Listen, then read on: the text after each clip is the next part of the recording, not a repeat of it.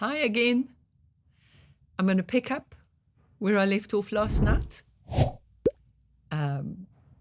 talking about how God is wanting us to live fully in his covenant of prosperity, because the world system is failing and falling, and he has a sure, safe way for us to be provided for, our livelihood, our income to be protected.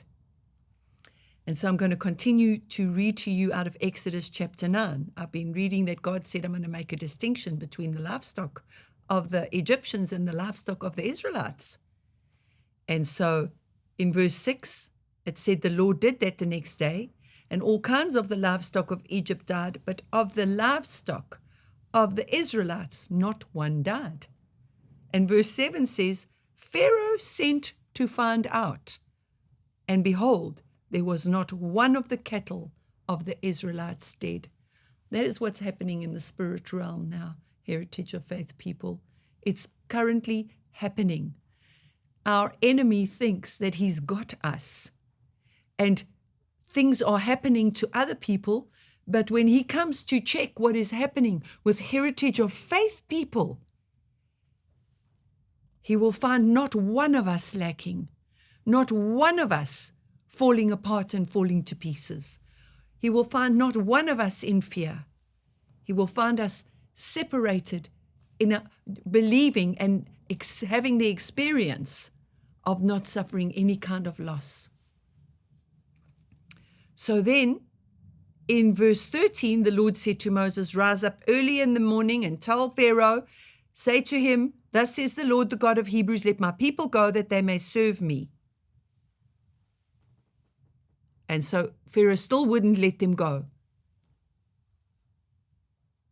The Lord rained hail, verse 23 of chapter 9. The Lord rained hail upon the land of Egypt. There was hail and fire flashing continually in the midst of the weighty hail, such as had not been in all the land of Egypt since it became a nation. The hail struck down throughout all the land of Egypt, everything that was in the field, both man and beast. This is extreme, people.